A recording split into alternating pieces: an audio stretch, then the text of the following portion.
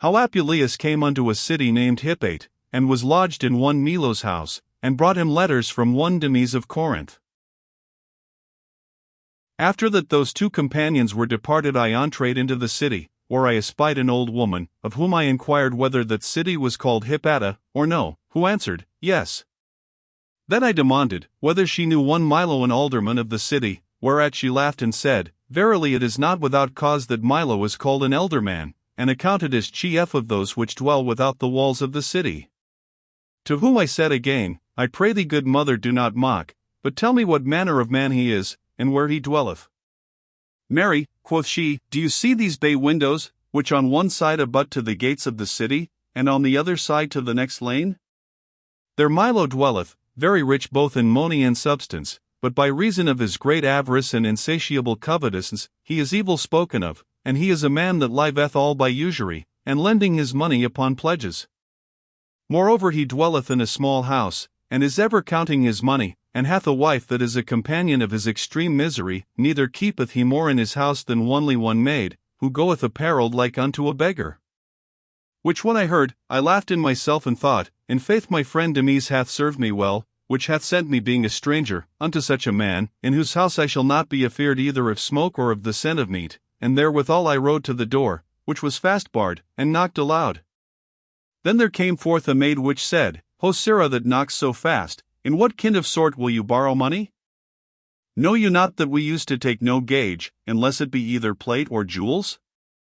To whom I answered, I pray you, maid, speak more gently, and tell me whether thy master be within or no? Yes, quoth she, that he is. Why do you ask?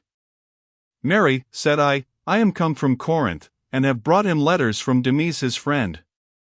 Then said the maid, I pray you tarry here till I tell him so, and therewithal she closed fast the door, and went in, and after a while she returned again and said, My master desireth you to alight and come in. And so I did, whereas I found him sitting upon a little bed, going to supper, and his wife sate at his feet, but there was no meat upon the table, and so by appointment of the maid I came to him and saluted him, and delivered the letters which I had brought from Demes. Which when he had read he said, Verily, I thank my friend Demes much, in that he hath sent me so worthy a guest as you are. And therewithal he commanded his wife to sit away and bid me sit in her place, which when I refused by reason of courtesy, he pulled me by my garment and willed me to sit down, for we have, quoth he, no other stool here, nor no other great store of household stuff, for fear of robbing. Then I according to his commandment, sate down, and he fell in further communication with me and said, Verily I do conjecture by the comely feature of your body, and by the maidenly shamefastness of your face that you are a gentleman born, as my friend Demes hath no less declared the same in his letters. Wherefore I pray you take in good part our poor lodging, and behold yonder chamber is at your commandment, use it as your own, and if you be contented therewithal, you shall resemble and follow the virtuous qualities of your good father Theseus, who disdained not the slender and poor cottage of Hecades. And then he called his maid which was named Photis, and said, Carry this gentleman's packet into the chamber, and lay it up safely, and bring water quickly to wash him, and a towel to rub him, and other things necessary, and then bring him to the next bains, for I know that he is very weary of travel.